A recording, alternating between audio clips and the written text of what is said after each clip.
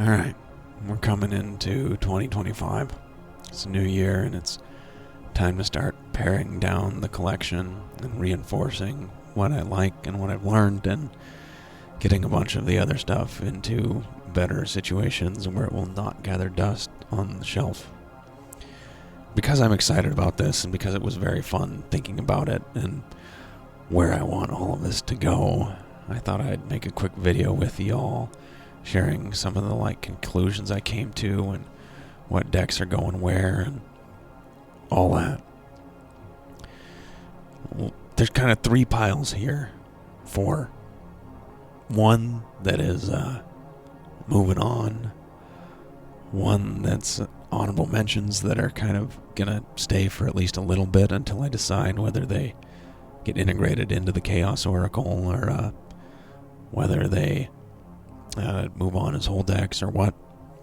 And a few that are going to be my personal decks that I will use and study extensively next year, and then either move into my professional practice or tweak, change, give to friends, those kinds of more important levels of things. Starting with the decks that are moving on. Number one on the get out of here list is my Rider-Waite Smith, direct interpretations. I really like Rider-Waite Smith for learning. But as far as a reflection of modern society, it's largely got one type of person in it as far as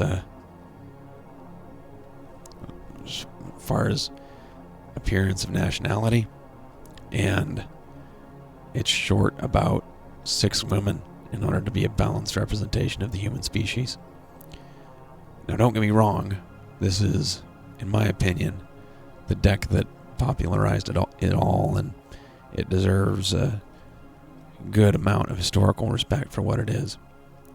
But in terms of the active, living, breathing practice, I just think that there's ways that we can have sharper interpretations and more effective tools, more than 100 years later, which is good. If we didn't, it would either be an absolute god tier deck, which is really, really, really good, but it's not, starting a religion around the deck itself. It's a tool. And, this is just the plastic version. I liked these way more than I thought they would. I got it on a whim. It was really nice to be able to throw them in my lunch sack without worrying about them. This prismatic effect is great too. If I ever do my own deck, I might get some of that prismatic stuff in there, because it also looks great under the camera. The other deck I'm getting rid of for very similar reasons is my Tarot de Marseille. Great deck, great traditional exercise in terms of looking at this and thinking about how to read with it. But when you're reading pips, it's almost like you're reading playing cards. So, if I wasn't moving soon, I probably would have kept one just to have it around, but I am, and this is the season to pare down. The other one I'm getting rid of is the 5-cent tarot, because I got duped again. This is not an original copy of the deck. These are gorgeous. The way that they have the upright and reversed meanings on them. This is the moon, and it says here subconscious, and it says here repression. So depending on how the card lands is what you get. I like this little deck, but I didn't realize it was a knockoff, a counterfeit, and I didn't realize it was a pocket size when I bought it, so it doesn't shuffle in with anything else. Again, maybe in the future I'll buy another one of these, but not really just now.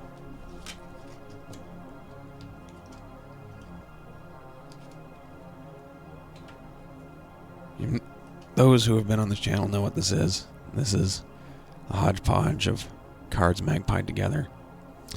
Don't worry, the Chaos Oracle is staying. That's embedded in my practice at this point. But the feeder decks, the cards that I went through and decided I didn't want to get into the Chaos deck, are going. And there's a lot of them. There's like, of just these, there's like 230 cards. So I gave these away, and sorry, by the time this is up, they're probably all gone. You can check my website just in case. But if people get on my mailing list, I sent them a few of these. They can magpie their own.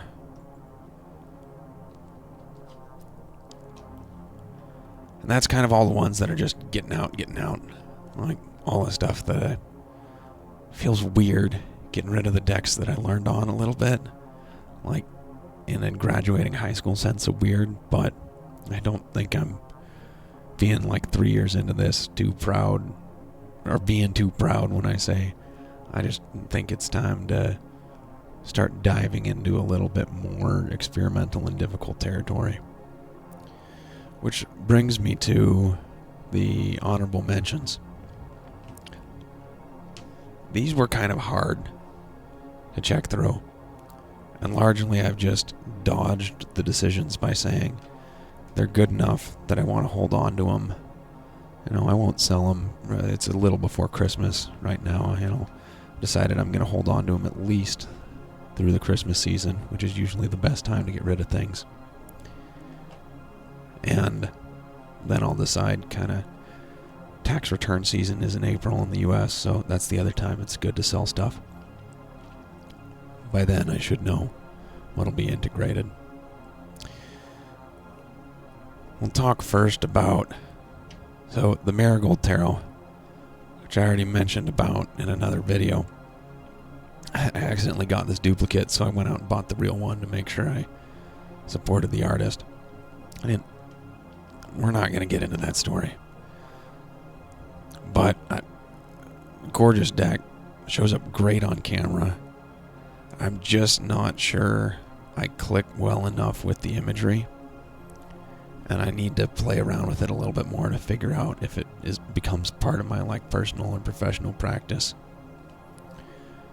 Kind of same story with the Ars Notoria and Ars Goetia decks. These two, you have to understand Solomonic magic at a level more deeply than I do right now, and they're almost more of a spell in and of themselves than just being straight tarot. So, it's a very high quality system, but I'm not sure that that's the direction my practice is taking me in 2025. That's why they're still just honorable mention. For pretty similar reasons, my Thoth Tarot. Sorry if you pronounce it differently, but that's the most obvious one to me. Arguably the most powerful tarot deck there is. But I'm just not sure if the right move is to subject myself to the prophecy via the prophet Aleister Crowley. You could study your whole life and just get the surface of this deck. Plus, a few things. The good news is it's balanced in terms of the expression. The dudes are half or completely nude as often as the chicks are. But also there are a few things that make me go, I don't know if this is the best to be a main read on Twitch. And this takes us to the last of the honorable mention, which is 2 decks from Pixel Occult. There's a Wildwood Tarot here. Not Wildwood, Lost Hollow. It's a combination of Thoth and Rider-Waite Smith. Very, very balanced representation. Just an extremely high quality tool. Everything I look for in a deck. And it was a very tough call between this and the other Pixel Occult decks, which one was the front runner for me. Ultimately, the one that I had initially picked that drew my eye to the Pixel Occult stuff is the one that's in there, but I ultimately bought 3 from them because I had to hold all of them and touch them and poke them and feel them and get an idea in person. I couldn't just decide online. But just gorgeous. Gets all the imagery there and is a syncretic deck that combines Thoth and Rider-Waite Smith, and it's just very balanced. Same story here with this Neon Moon Tarot. Trying to get the colors to come through a little bit because it's under the light. We'll probably see this one in some streams. I'll do a full review of these Pixel Occult decks because they deserve more than the passing treatment they're going to get here. But I love the reinterpretation of the suits, wands being wires here, and the reinterpretation of the court as apprentice, agent, supervisor, and executive. It's really beautiful. It's really fitting to a modern context, and the art is great. It's very 80s poppy without feeling irreverent. I love that. It's lighter than some of my other decks, but it's there, if that makes sense.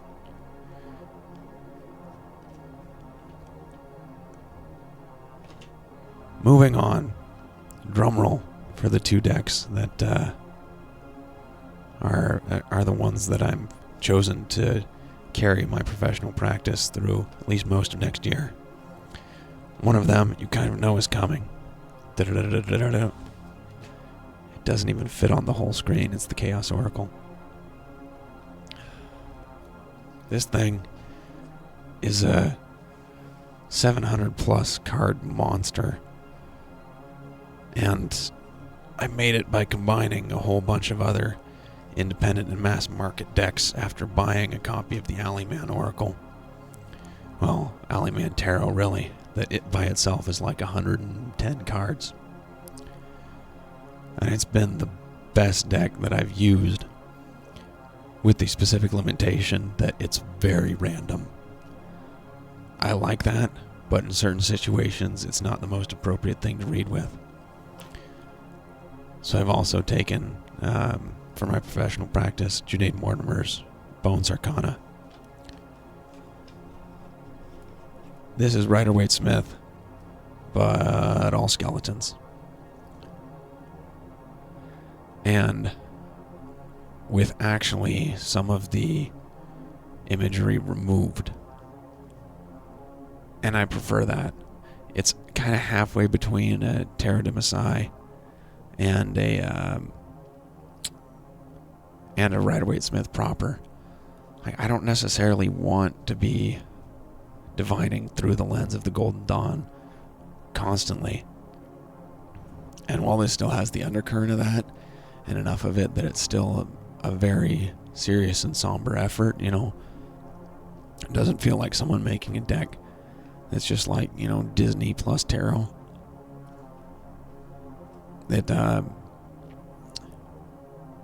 It doesn't have so much that you're constantly going like, oh, but wait, I need to look up 4 Wikipedia articles in order to understand. And that's perfect.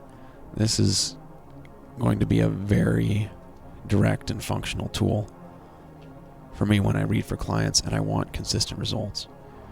That's the thing. When someone's investing their time and their money with me in order to get answers, I don't necessarily, unless they specifically ask for it, want to do things experimentally. I want to get them something consistent. And this does that just excellently.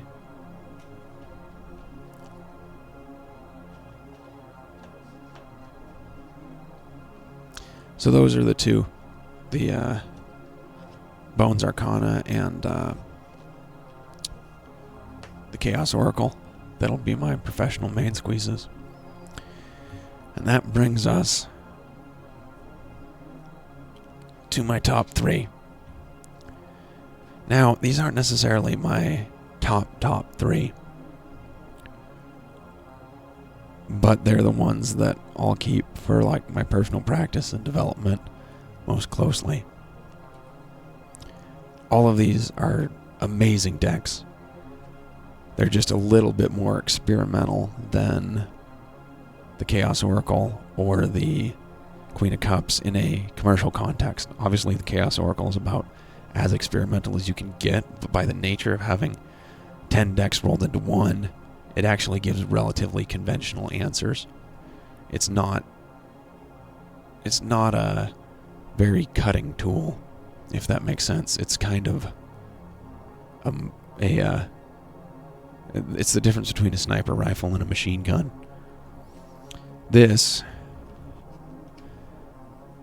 being the Black Tarot, is the opposite situation. This is a finely honed edge of a deck. And it's just, I can't say enough. Like, the imagery here is just haunting, gorgeous. And with the setup I read on, beautiful too. So this to me is a permanent collection deck. I don't think I could necessarily get away from this. Unless for some reason, I had to pick just one deck, in which case I would pick one that's a little more commercially applicable. The only reason that I don't use this one for commercial readings is it can be truly dark. And if someone's not ready for it, it's not necessarily what you want to give them from on their side of the table. But it's something that I love. I'll probably use it for some Twitch reads and some free stuff. But again, it's all warped body forms. So you gotta be careful with that online sometimes. Second to last. This is, and I gotta be careful which cards I show here because a lot of them are real explicit. This is a Thoth-based intuitive deck made by the now defunct Abrahadabra Institute. And it's kind of an internet cult situation. The art on them is a DIY sort of thing. Compared to the art of the pixel occult decks or, of course, the historical art. But it's still gorgeous in its own way. And they have I Ching correspondences on there and a whole lot of depth as far as elemental associations and that sort of thing. I'm keeping this less to read with and more to appreciate and look at and just expand my mind, as far as you kind of stare at these things and go, okay, why'd they put that there? To be a bit of a modern gnosis. You can't really find these anymore, as I understand. I know one store in town that has kind of the last shelf of them.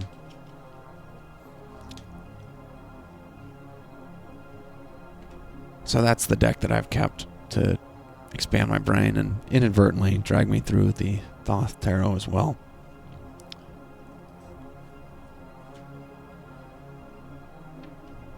And this is the last one. This is Tekken Tarot. As we look through this, you're gonna see why it was so hard to choose between this one and between the Neon Moon Tarot. It's just it's the same publisher, Pixel Occult. I just love the rendering of these and how on some of these, for Judgment, that the word is rendered Especially, I'll turn back on the filtering on my camera that I turn off when I'm doing reviews. This is what sold me. Like, not that this one doesn't pop in this situation. That's just right.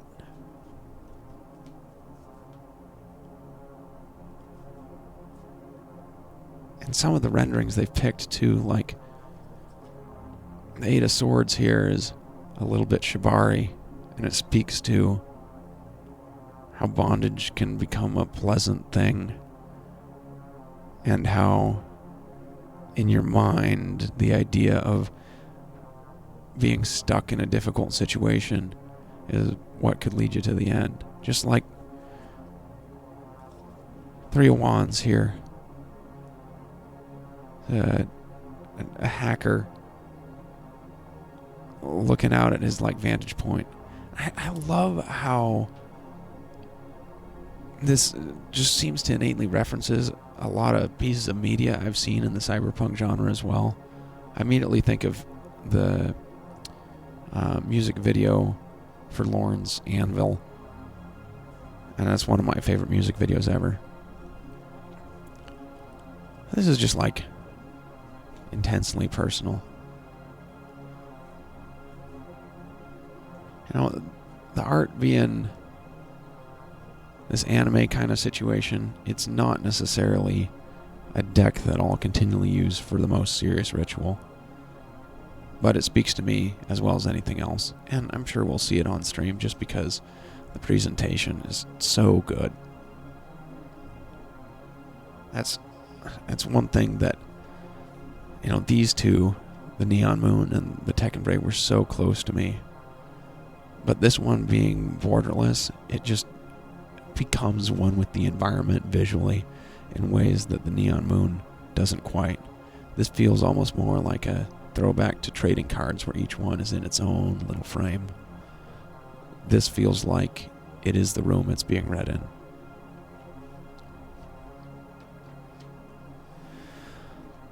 Well, that's it.